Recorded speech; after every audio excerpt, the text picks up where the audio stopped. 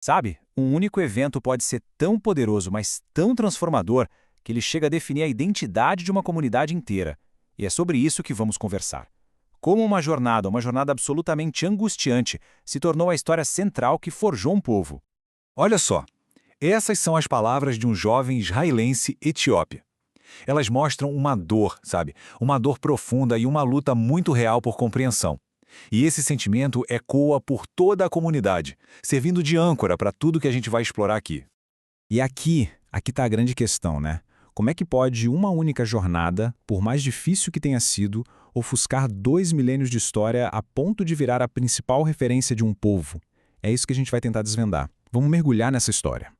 Ok, para entender a jornada, primeiro a gente precisa entender o sonho que inspirou tudo isso e as pressões que tornaram essa jornada uma questão de vida ou morte. E esse sonho, veja bem, não era algo novo. Era uma aspiração espiritual muito, muito profunda, que foi passada de geração em geração.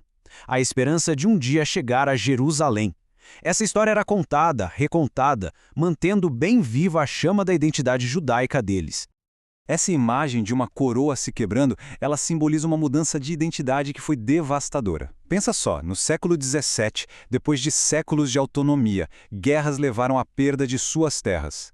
De Bet Israel, que significa Casa de Israel, eles se tornaram Falaxa, ou seja, estrangeiros na sua própria terra sem direito de possuir o solo que cultivavam. E além de perderem as terras, existia uma perseguição social muito cruel. Eles eram acusados de serem budas, de terem um mau olhado. Essa crença transformava vizinhos em ameaças e podia levar à violência por pura superstição. O perigo era constante, era parte do dia a dia. Aí, chegando no século XX, a situação ficou simplesmente insustentável. Fome devastadora, instabilidade política sem fim, jovens sendo recrutados à força para guerras brutais e a perseguição que só aumentava. Tudo isso transformou aquele sonho antigo de retorno em uma necessidade urgente de sobrevivência. Não era mais uma escolha. E é aqui que começa o coração da nossa história, a jornada física.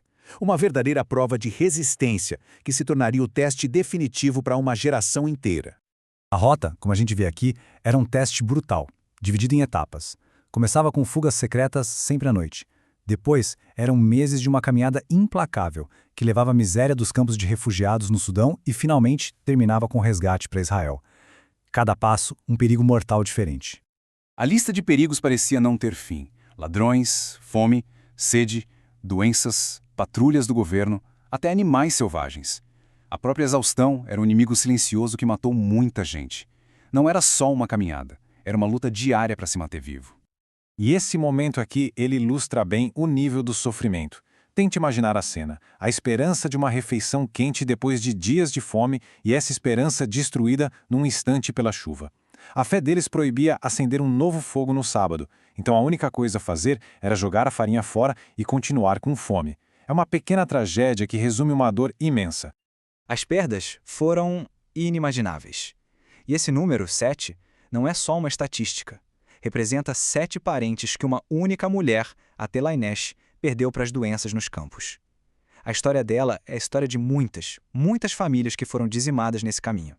Mas mesmo no meio do desespero, a sobrevivência exigia uma criatividade incrível. Para proteger o pouco que eles tinham dos ladrões, eles desenvolveram métodos brilhantes, como costurar notas de valor alto nas mangas das camisas ou até escavar o interior de cajados de madeira para esconder o dinheiro. Era essa capacidade de adaptação que os mantinha vivos.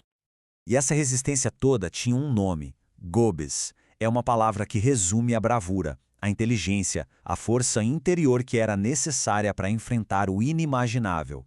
Não se tratava só de força física, mas de uma resiliência mental e espiritual muito profunda. A jornada não foi só física. Agora a gente vai ver como ela transformou a psicologia de um povo e forjou algo completamente novo.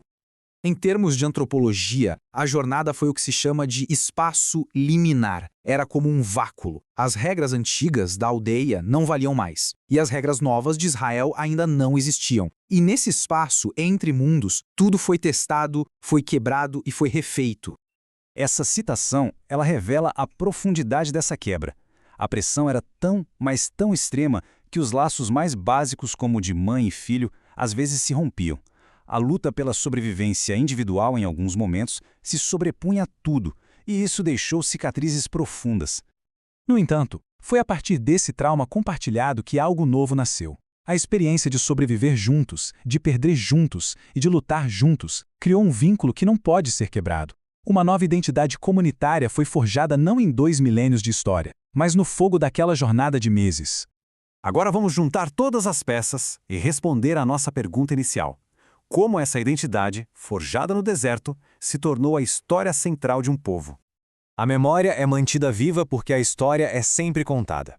Em todos os momentos importantes da vida da comunidade, celebrações, luto, dias especiais de recordação, a história da jornada é recontada. As crianças crescem ouvindo essas histórias. Assim, a experiência nunca é esquecida. E aqui está o ponto-chave. Quando a gente fala em mito, nesse contexto, não estamos falando de uma mentira, de algo falso. Estamos usando o termo no sentido acadêmico, uma história fundamental que dá sentido à existência de um grupo. É uma memória viva que orienta o presente. E a jornada se tornou exatamente isso, o mito fundador moderno da comunidade judaica etíope. É sua história de origem contemporânea. É a lente através da qual eles entendem o passado, o presente em Israel e o futuro. E é por isso que ela ofusca tudo que veio antes. Isso nos leva a um último conceito, muito poderoso, o bilhete de entrada. A comunidade sente que o sofrimento que suportou dá a eles o direito moral de serem ouvidos na sociedade israelense. É um bilhete que foi pago com um preço inimaginável. E é por isso que o jovem lá do início disse, se eles ao menos soubessem. E isso nos deixa com a pergunta final. Uma pergunta que vai além dessa história específica e toca em temas universais de migração, de pertencimento. O que acontece com qualquer grupo em qualquer lugar quando o seu bilhete de entrada, a história que os define e o sofrimento que suportaram, é ignorado pela sociedade que eles querem integrar? A resposta? Bem, a resposta tem implicações profundas para todos nós.